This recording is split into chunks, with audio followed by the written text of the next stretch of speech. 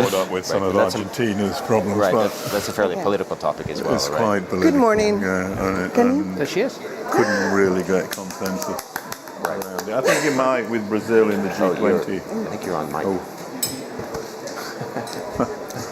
It might with Brazil in the G20 taking release. ¿La puedes sentar justo detrás?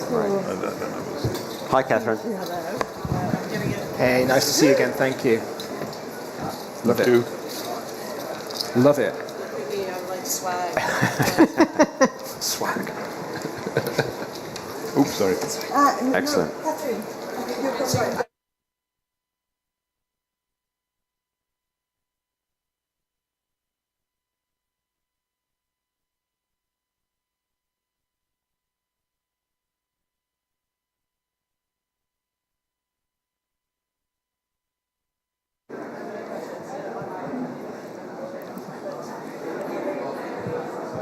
Okay.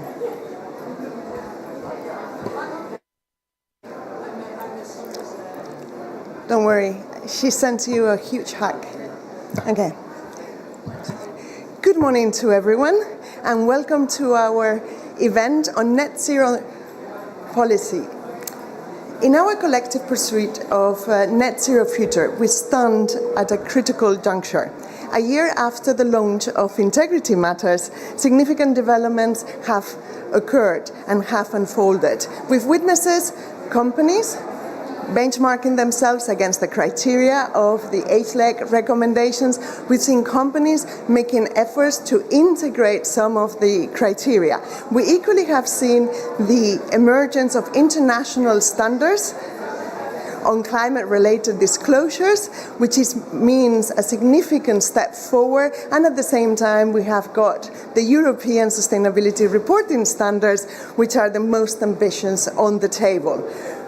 Yet, we face a triple challenge, in my opinion. Firstly, while despite the progress, reporting remains voluntary in many jurisdictions, or it's subject to comply or explain, or it focuses only on listed companies, or limited to financial materiality or to materiality assessment. Secondly, while very much understandable and commendable, the primary focus has always been on achieving greater transparency. And yes, reporting is important, transparency is critical, but it's the first step towards an end.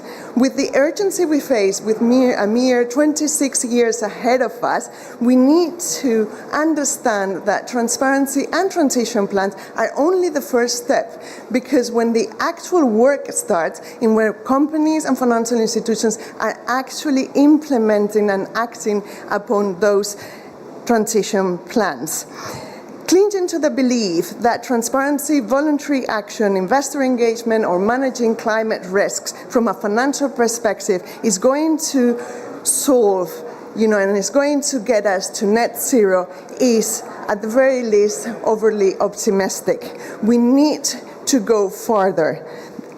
And the third point that I wanted to really highlight is that while it is true, and we are right in focusing on the largest companies and listed companies in the world, we need to start working towards making transition plans work for the rest of the private sector.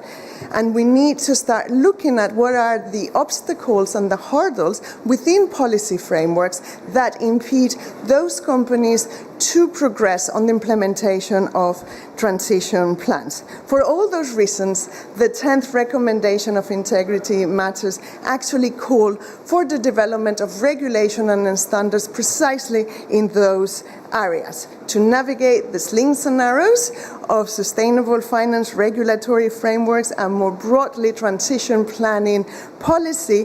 We got an incredible lineup today. My most sincere thanks to each one of the panelists for accepting to share with us their knowledge and insights. But first, let me welcome and show my gratitude to our very special guest, keynote speaker, Honorable Catherine McKenna. Canada's former Minister of the Environment and Climate Change and founder and principal of Climate and Nature Solutions, and, for me the most important, our chair, the chair of the UN Secretary General's high-level expert group that was created last year. Catherine, it's an honor to have you speaking at our events. Thank you so much for this and for the inspiration you've given me over the past 2 years. Thank you.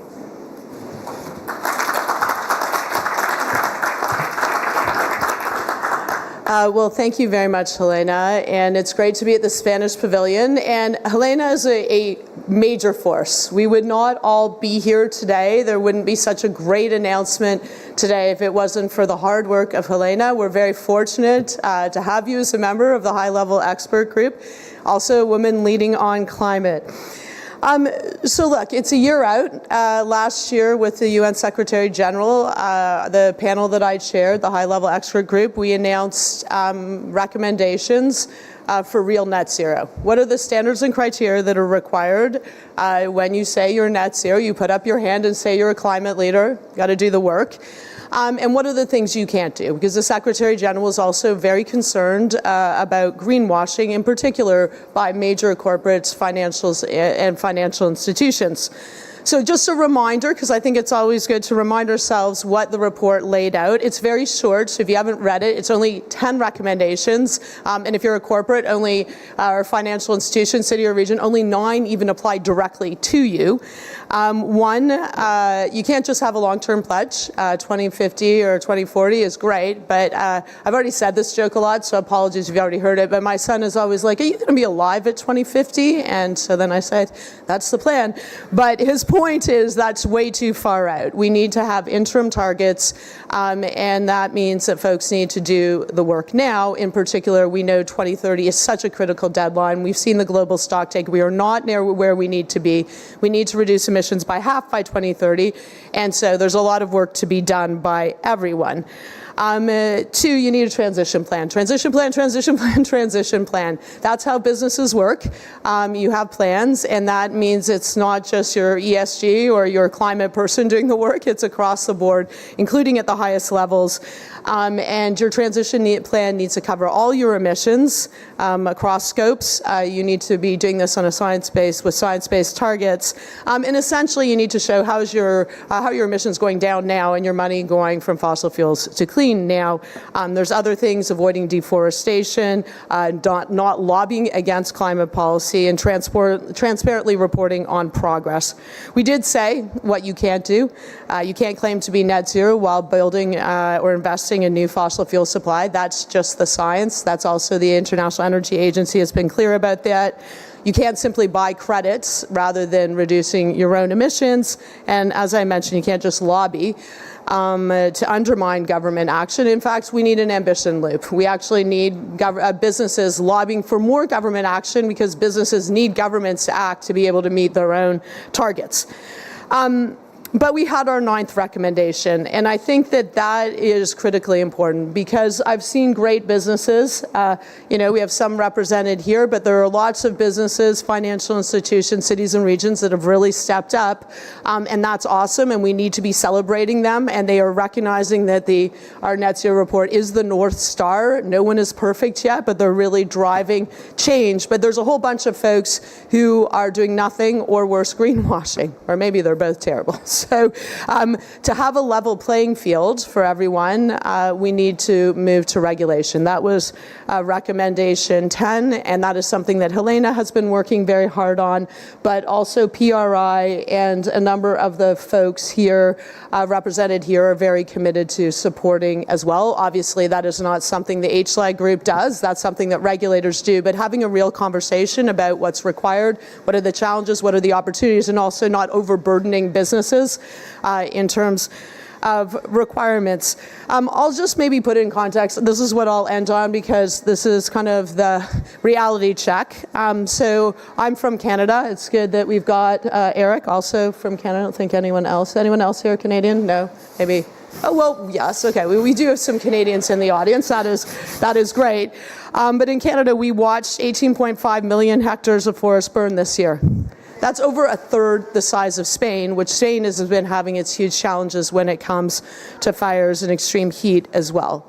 So we don't have time. We need to do things with rigor. When you step up and say you're a climate leader, you need to actually do the work. That goes for companies, that goes for financial institutions, that goes for cities and regions, and of course it goes for governments. So that's what we're committed to. We're supporting the UN Secretary General, who's been clear on this, and it's great to see so many partners here today. Thank you.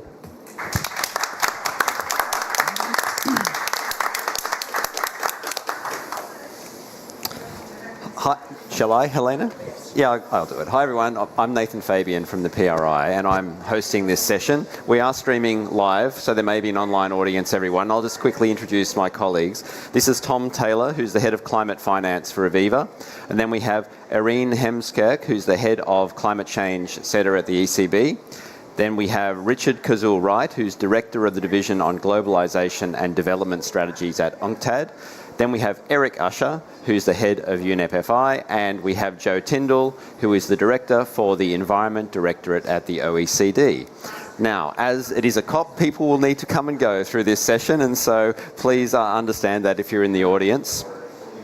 I'd like to pick up on the themes that have been introduced to us this morning, and our focus really is on how policy and regulation is encouraging markets and private finance.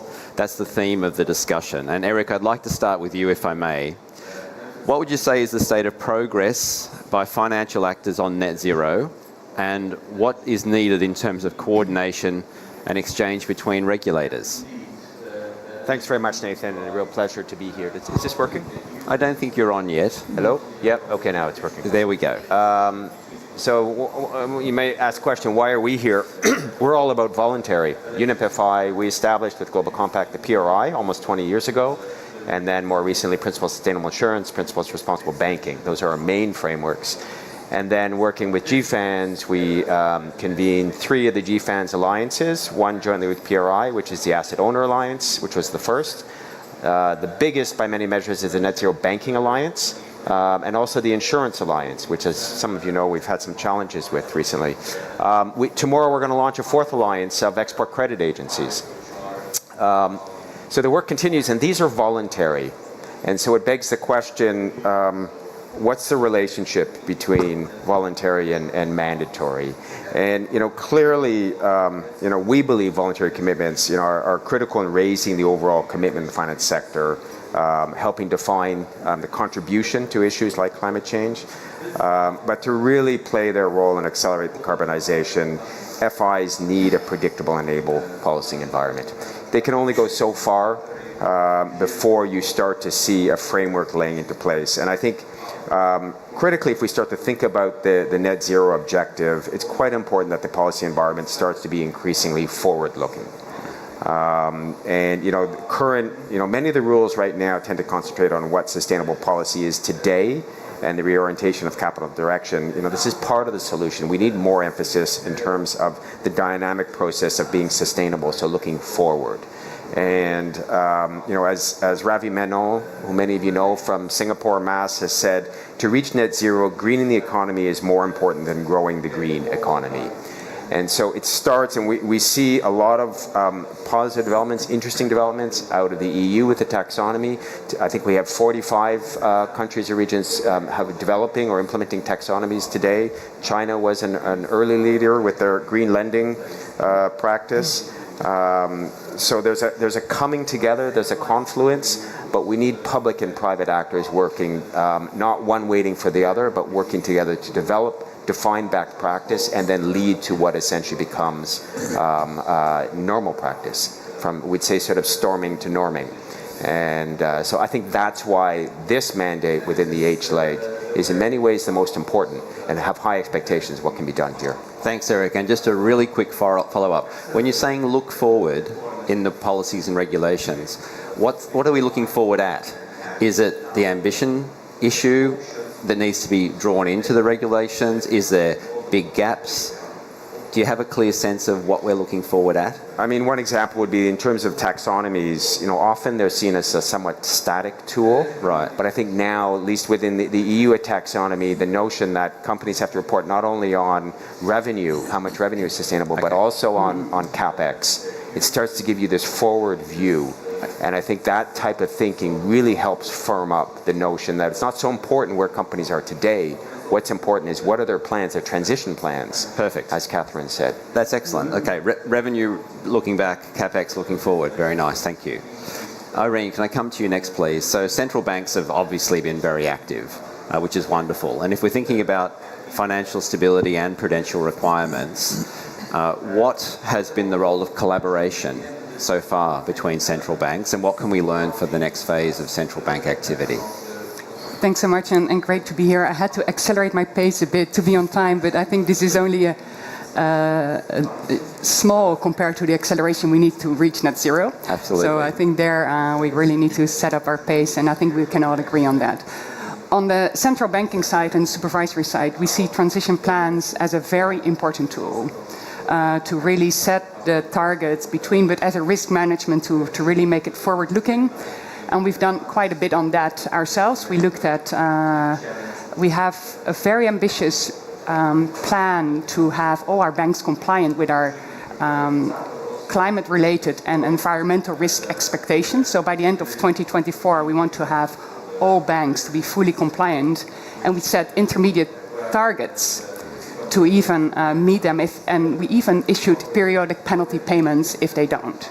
So we're really serious about stepping up, managing climate-related and environmental risk. And transition plans are an important tool also from this risk management side. If I think about cooperation, I think here it's really the network for greening the financial system. What we've done there, we grown from 8 to 129 members today in just like 6 years' time, which is remarkable, and it also shows the interest of central banks and supervisors around the globe in the topic. But what we've done, and I think we're really the first international body to look at that with regulators, we did a stock take, does this transition plan look like? So we issued this in the beginning of this year in May. There's a group on supervision who looked into transition plan. We'll follow up on that. But there we really found a divergency still in like, what do you mean with it? Where are you using it for? Are you using it for a strategic tool? Are you using it for a risk management tool?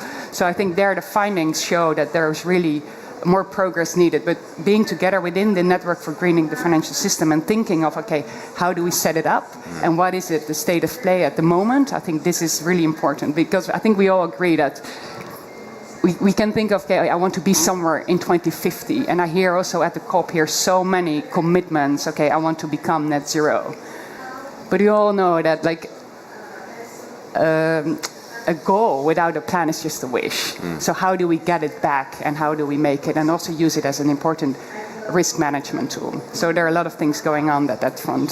Thank you. Yeah. One of the fascinating things about the central banking community is the way that you seem to be able to come together to exchange with each other, and the dynamic is interesting. And I'm just wondering, do you communicate about how you come together and how you've maintained that kind of dialogue? The reason I ask is because we're trying, I think, to bring similar types of exchange between other types of regulators, other financial regulators and market supervisors outside the central banking community. So do you talk about how you do it as a community? Or have we not got to that point yet? It's a good question because I've been involved from the start. I was at the first meeting with the 8 central banks and supervisors in Paris 6 years ago. Okay.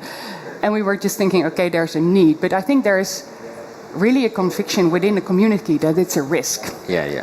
And when you talk about risk, central banks and supervisors wake up. Okay. Like, okay, this is for us. So I think to have this, and also I think we're inherently people want to do their job well and make sure that things are right, and we just learn from each other. And I think to have this space together, and what really, I think really the key of success of the NGFS has been, what we do is non-binding. So it's a really open, safe space to come together and share experiences. Perfect. That's excellent. Thank Yeah. you. We'll be learning a lot more from you, I'm sure. Thank you.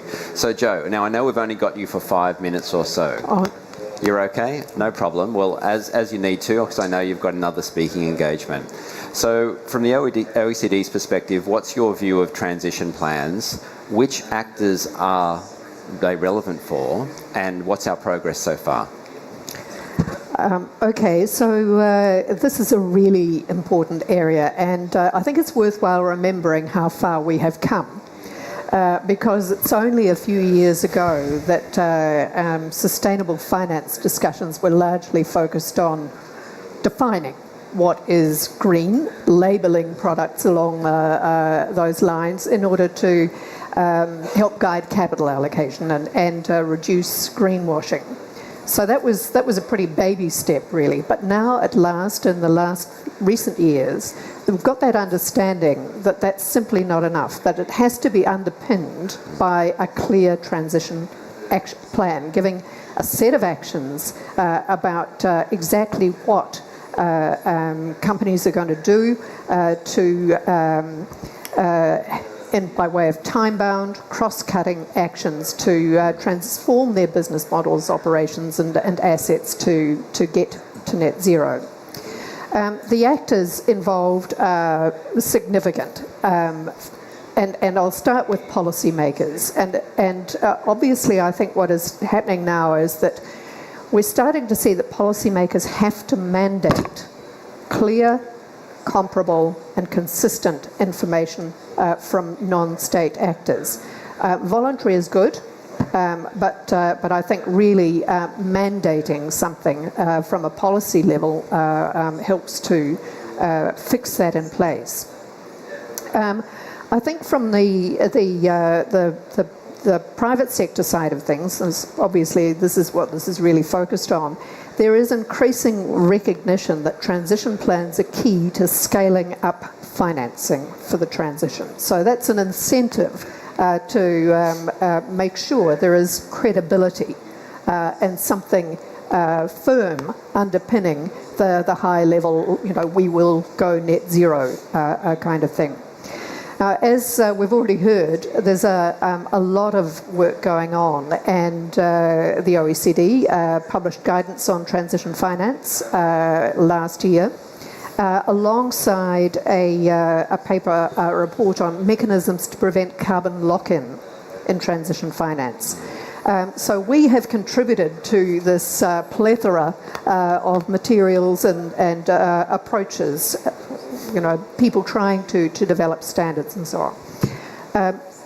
All this is good, and happily the work the OECD did is quite well aligned with the UN HLEG's recommendations. So we're all thinking in similar ways, but to me this is what needs to happen now. Governments will need jurisdictional flexibility to tailor things to their own particular circumstances, but there has to be some kind of consistency and coherence across the broad high-level principles from which those individual government plans can be put together. I don't know if I've answered your question wholly. You have, and it's interesting, that last point is quite important. So having clear principles that can be applied as necessary by different governments or different contexts. Some of the HLEG recommendations are quite granular and specific, like, for example, on forestry. So how do we reconcile this space between high-level principles and actual natural assets on the ground? Have you thought about that? Well, I don't know that it's necessarily contradictory, because you can still have high-level principles that are more tailored to particular sectors. That doesn't mean there is absolutely no flexibility when it comes to an individual government level to sort of talk about, there are different types of forests. Yeah. There are indigenous forests, there are plantation forests, so I don't see it as contradictory at all. Fabulous. And as we don't have you for too long, I'll ask you a final question, and then you're free to go as you need to. So what's needed next on transition plans, do you think? Well, one of them I've already talked about a little bit, and that's the alignment question. And we need to converge on those key principles. it really is, without that, an obstacle to scaling up cross-border transition finance flows and to mainstreaming transition planning across economies at both the international and the domestic level. So I've talked about jurisdictional flexibility, the need to bring together all the relevant actors, domestic regulators, international standards setters and the private sector, so that they can identify specific policy and regulatory inconsistencies and some opportunities to drive better into implementation. That includes the regulatory levers. But the second point I wanted to just pick up on and highlight in this is that in every jurisdiction I've ever come across, SMEs account for some 80% or even more of the total level of economic activity. We know they're drowning in compliance, regulation, reporting, just trying to get their head around even the basics of ESG, let alone all the other stuff that is coming down the track. So it's really important, I think, that this conversation and this approach takes into account the particular needs of SMEs and provides tailored guidance for those firms just in ways that it is going to be absorbable and implementable. Thanks, Jo. That's excellent. And thanks for your time on the panel today. Richard, this is a good point to bring you in. So often in this conversation and in this community, we talk about large companies, large financial institutions, and Jo's just introduced SMEs and emerging economies. So what are the other actors that you believe, from Muqdad's perspective, we need to focus on, and what do they need? Yeah, thanks, Nathan. I should say UNCTAD is not a trade body. Despite our name, we have a very broad mandate that looks across a whole range of areas of development where developing countries basically feel they operate in a very asymmetric environment as regulators, as policymakers.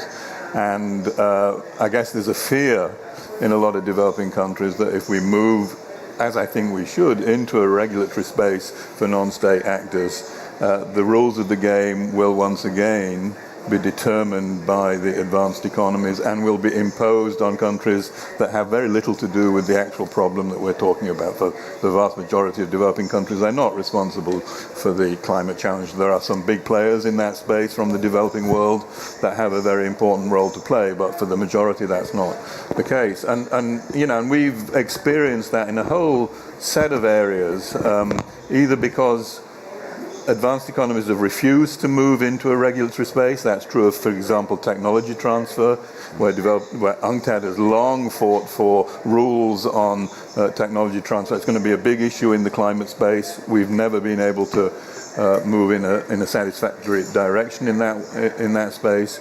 The one that I think is where I think there are some real lessons for what you're trying to do is in the debt space.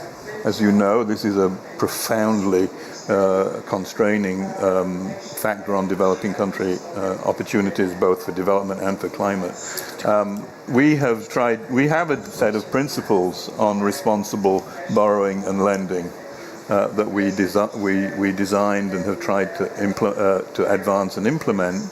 Very difficult to move that into a more regulatory space because the role, to be quite frank, the role of large private financial actors do not want to have a kind of multilateral system that deals with sovereign debt problems in a more transparent, more efficient manner. And so moving from our notion of a set of soft law to what we think is a major gap in the multilateral system, which is the absence of a set of multilateral rules that can ease the problem of debt restructuring, has been a 40-year struggle for UNCTAD, and we have not been able to advance that. So there are these real, we see these real asymmetries in the rules of the game across a whole set of economic areas of interest to developing countries that I think you might run into and will need to address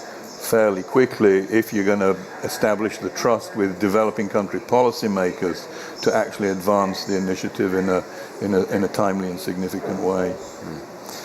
Okay, that sounds like quite a big challenge. If you've been going for 40 years, maybe you know some of the shortcuts, if there are any, that we can put some more weight behind.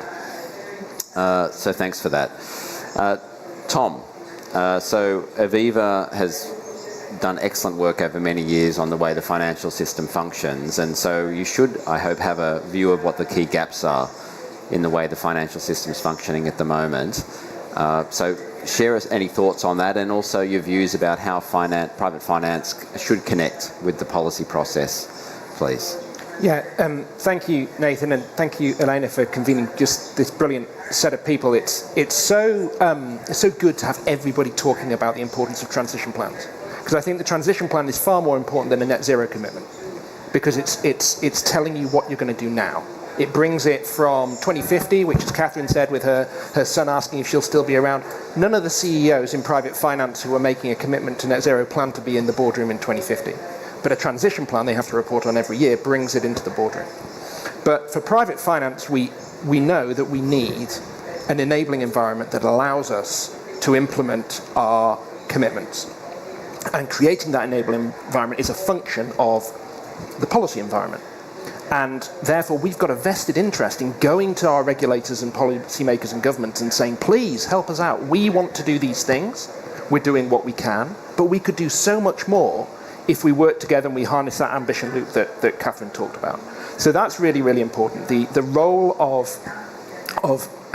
private finance acting in the best interest of our customers, because it's not our money, it's a whole load of customers' money. And we have to act in their best interests. We also, I love the fact that the HLIC called the report Integrity Matters, because we also have to act in the best interest of the integrity of the market. And the integrity of the market is fundamentally challenged the way that markets are currently going to 3 degrees. At 3 degrees, we can't ensure a 3-degree world, and financial markets will not function in the way they need to. So we've got a vested interest in getting this right. So in terms of how we can do that, we need to, in my view, create a sort of transition plan ecosystem. It's quite right that we're focusing on private finance and private companies to start with, but actually we need to see what the transition plan is from governments and from regulators. If it was functioning properly, an NDC would basically be a transition plan. It would tell us, this is our decarbonisation commitment, this is what we're going to do in various sectors, this is how we're going to prioritise the political and fiscal space that we've got and the monetary ability we've got as a government to prioritise where we're going to focus our decarbonisation efforts. That would tell us where the investment opportunities are for our clients, where returns are going to come from. At the moment, we get statements that come out of COPs, statements that come out of G7s and G20s, and they say a lot of the right things. But the analysts in the investment banks, the analysts who help our portfolio managers, who help our underwriters, look at those words and say, until they are in policy and we know when it's going to hit the cash flows of the companies we invest in, they're just words. And so that's critical. So if we turn it into transition plans that say, well, this is what we're going to do and when, and we can see it in some sectors, and that's why we're getting exponential change in electric vehicles, we're getting exponential change in solar, but we need it in every sector. And we need to turn the announcements that we're hearing in these first few days of COP, some great things announced. Everyone needs to go back and turn it into domestic policy that changes the way that we value opportunities, because the opportunities are huge. And as Irene says, there are also risks. And the risks, if we don't get it right, are existential for financial services businesses. Thank you. So this is very interesting. And let's loop back to Richard if we can. So this idea of the NDC is the transition plan. So what do you think that the emerging economy governments that you deal with would think about that proposition? Is that an unmanageable framework developed by others, or do you think this is a dialogue that we could develop together with the governments of the countries you've been talking about? I mean, and obviously, developing countries are already engaged. So I think it would be unfair to say that they would not want to pursue that path. The asymmetry remains in place, I think, and I think that's something a lot of them worry about a lot. There's an issue that's come up, I think, that I think is important to discuss here from what Tom just said, which is the sources of finance are very critical to this story for developing countries. And we talk a lot about financial markets and multilateral financing institutions, as we should. But most of the investment that is needed is going to be coming from the reinvestment of profits, right? I mean, a healthy capitalist economy is an economy where firms make profits and they reinvest their profits in plant, equipment, people, and research and development. That's a healthy system. And developing countries, when they host very large firms, don't see a lot of that. They see a lot of illicit financial flows. They see a lot of financial engineering that doesn't lead to kind of reinvestment in the good stuff, but sees a lot of that profit leave the country or the jurisdiction. And a lot of the discussion we have about financing, I think, particularly for developing countries, misses that point about what it is that leads to a kind of healthy investment climate that can make the investments in the kinds of transition that developing countries are desperately in need of. And we focus, I think, in that sense, it's a slightly maybe askance at what some people do here, but we don't focus enough on that side of the investment story when we're talking about transitions. Yeah, this is the point, isn't it? So Richard's talking about reinvestment of profits in the country where the profit was generated. And Tom, if we're thinking about savers or insurance clients in your markets, they're in developed country markets and they're thinking about the financial stability of their product or their assets. So have we started to think about the fact that this question of reinvestment of profit in the countries where we invest in? It kind of implies expanding our business operations a little more, doesn't it? And looking for additional ways to invest to keep economies developing. So I think we need to recognise that if we're going to, we're seeing in draft text, we saw in Sharman in the UNEP emissions gap report that you've got, whether it's 4 to 6 or 5 to 7 trillion, it's a big number, right? But equally, it's only 2% of GDP, and we need to worry about what the other 98% is doing globally. But that big number isn't just going to come from one thing. So there's lots of focus, for example, on MDB restructuring. Super important, but never going to mobilise 7 trillion, right? So you need to work out, for each country it'll be different, but how does that capital stack for what you need to do build up? Some of it is going to certainly be working out how you incentivize the retention investment of profit, particularly because so many of the assets we need, natural assets we need for transition, are in developing countries who need this financing. So how is the economic value retained in those countries? That's really important. But to your question, when you're saying, so coming from the UK pension fund, actually, this is a whole global system. We can't just say, we're just going to invest in UK assets, we'll be fine, because actually if we don't get the transition working everywhere, the stability of all jurisdictions is under threat. So we need to connect it all up. There is a vested interest in a UK pension saver saying, I want a little bit of my money to help the developing countries in terms of their needs as well. And that's in my interest. It's not only something that's a good thing to do, it's a thing that protects the ability of my pension company to pay me benefits when I retire, because it's a long-term investment. So it's thinking about across all of those things. There's a bit of ODA, there's foreign direct investment, there's going to be some private capital too. So it's thinking about all layers of the capital stack, not just one. All right, so there is potentially some aligned interests, and I think this is the thing we need to develop to make sure that there is trust with developing country governments to feel that this asymmetry that Richard's talking about is worth working through. So if there is some alignment of interest with private finance, we do have some hope to work through that. We'll discuss it much more, no doubt. So Eric, I'm going to come back to you if that's okay. You deal a lot with banks and insurers. What do you think financial institutions need to fulfill their commitments and to pursue the level of performance that the HLEG report sets out? Yeah. I think and we're speaking to it in different ways, but this is all about aligning with a societal objective. It's not a financial objective, which I think is we're busting norms here. And when you get into the debate about single double materiality, my answer is net zero. It's not a financial objective, but everybody's focused on it. So it basically tells you that there's a dynamic between the two. You can't keep them separate. But so I think the answer to your question, it's about having a functioning ecosystem. You know, a financial actor, a market actor, cannot do that much on their own. They can make a commitment, they can issue a plan, but they will not succeed with that plan unless there's the policy environment, unless there are clients and customers who are capacitated, who are ready. So I think that's why you can have leadership from different quarters, but unless the role of the policymaker and the regulator is to help true up and to fill in the gaps, as we've heard, you're not going to succeed. So I think that's what banks and insurers and investors are largely looking for, which is we see it's in our interest to act, but we can't succeed on our own. And that's what I hope this type of work can help to do that. And I think just want to comment on how regular, I mean, I want to call out the NGFS, that Irene has mentioned, has done fantastic work. I think in different parts of the economy, you have some different versions of that. They don't always work that quickly, you know, because to some extent, when you're wide, you're constrained to some extent by the slowest actor.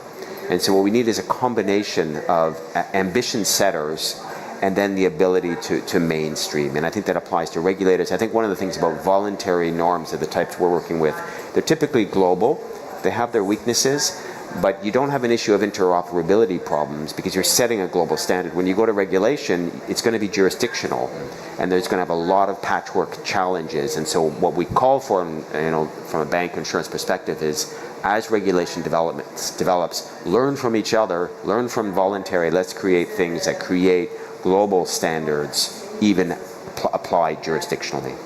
Good, thank you. Good opportunity to bring Irene back in. So the question we had set for you was what's next in terms of collaboration. But can I ask you to draw on anything you've heard that thinks about how we could direct that collaboration? Yeah, thanks. So I think that we have two big issues. One is convergence, and I think we have a unique moment in time because everybody's looking into how will we transition, and I think here COP is the moment that we talk to each other and really make sure that we collaborate. And the other one is, I think, inclusiveness. I think, Richard, you have a very good point there. Like, we're talking about sometimes European markets. Okay, what can we do up there? But we can only fix it if we all go to net zero worldwide and take everyone on board. So I think these are the two challenges, the convergence and the inclusiveness. If I see on like how do we cooperate, I would see like a few concentric circles. One is within Europe, of course. It looks like that the ECB will get a supervisory mandate to supervise the transition plans of banks from a risk perspective, that they will be required to develop, regularly revise, set quantifiable targets from the short, medium and long term.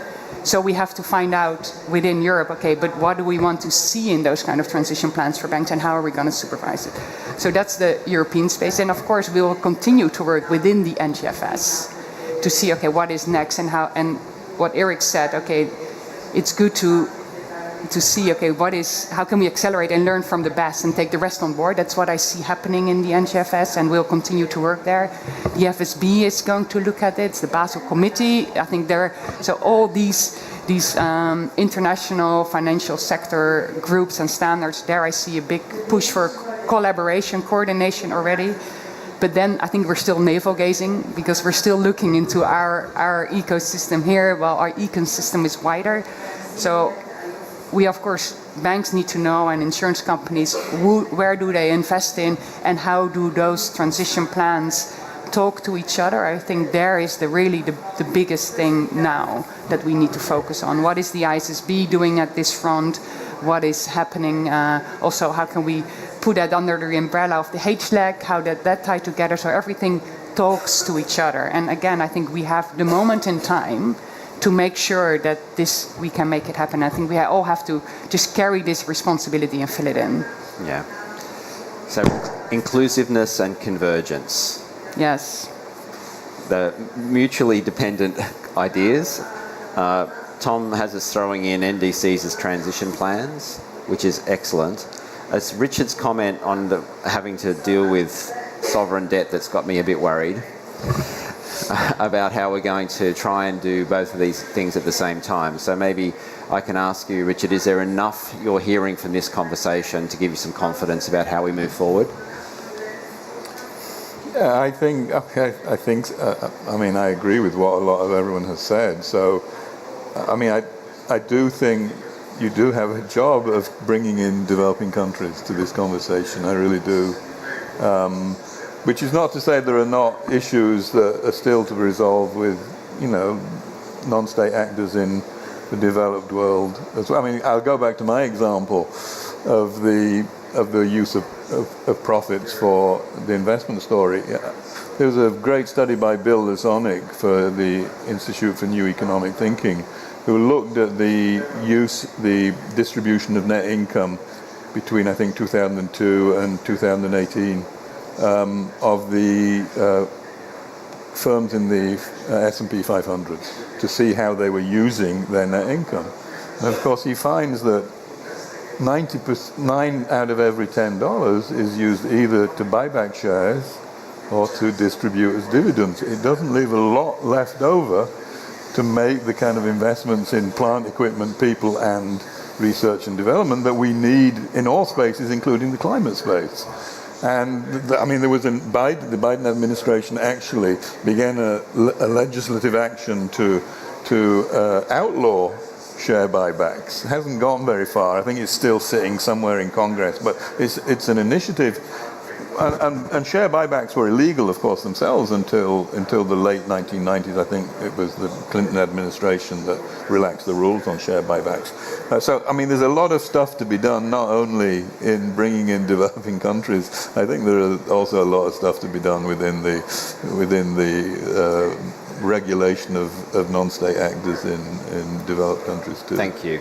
All right, so let's link back to our overarching theme on integrity mattering, if you like. And we've got this idea that Irene's introduced around a mandate to supervise transition plans of banks. And so we all have some contact with private sector actors. Do you think that we as private sector non-state actors are ready to say, yes, it's time for us to be supervised, it's time for us to receive feedback when we're not doing well enough, it's time for us to work together to close those regulatory obligations so that we can follow through? So people are nodding, but we have to take our communities with us on this. It's quite a big task. So if you had one quick final reaction on anything we've discussed today, I'll give you the opportunity, and then we'll ask Helena to come back and close the session. So Eric first. I mean, and Irene and I have discussed this in the past that, for bank regulators to uniquely focus on risk, to start to focus on something like alignment, like transition planning, it's a big step, and not all are ready to go there. I don't believe that's a reason not to move. I think certain regulators are ready, and we've heard certain are already. I think it's important. Of course, how you do it, the devil's in the detail, and I think it has to be done with understanding. There's a lot that's going to have to be through comply or explain. It's going to have to be flexible rather than rigid, but we do believe it's a positive development. Thank you. Richard, final comment? I think the issue of acknowledging the differences across countries, this jurisdictional flexibility was mentioned. Policy space is the way we look at that. That need to accommodate common but differentiated responsibilities within the non-state sector, I think, is going to be critical to advancing this agenda. Very good, thank you. Irene? It's not something that's perfect overnight. So I think it's important that we start somewhere and see, okay, which elements do we know already and we can require from banks. And again, like we're focusing on a risk perspective, and that's because that's our mandate.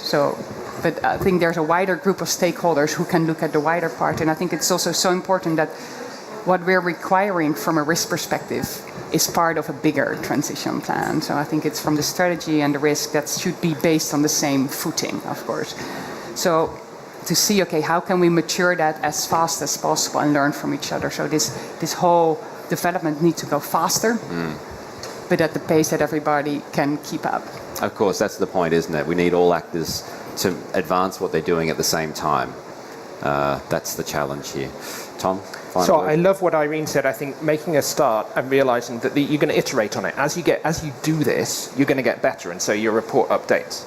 And I think ultimately we need as I say, we need transition plans from everybody. Yes, we need them from the private sector, we need them from finance, but we need them from regulators to show how does the fact that all governments have signed up to Paris affect how they regulate markets, how they regulate also the real economy, and we need them from governments, because ultimately, if governments take the steps to implement what they've said in Paris, if we correct the market failures, particularly the carbon market failure, but also governments have a role in shaping markets. They will tell us, they will show us where the opportunities are. So shape markets as well as fix market failures, and do it with transition plans. Thank you. Thanks for the energy, everyone, in this session this morning. We're now going to pass back to Helena to sum up for us.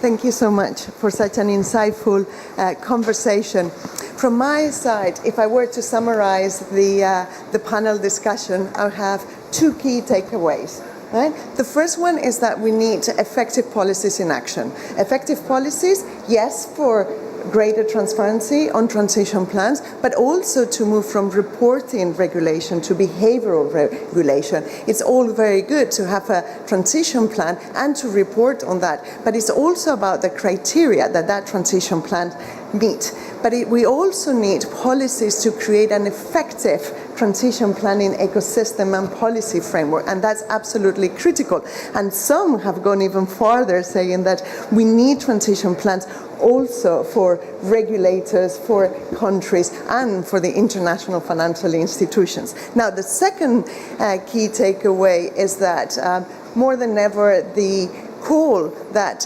Integrity Matters made in recommendation number 10 of the need to create a new task force on net zero policy that would convene international policymakers, regulators, and experts like the ones we have just heard to talk about, to exchange their experiences, to share knowledge, and to work together towards net zero. And by doing so, foster collaboration and learning. It's more than ever critical. And on that note, I would like to give you a little heads up. There might be an announcement later on today at 3 p.m. on the UN Secretary General's event on the leaders. Thank you very much. And a big round of applause.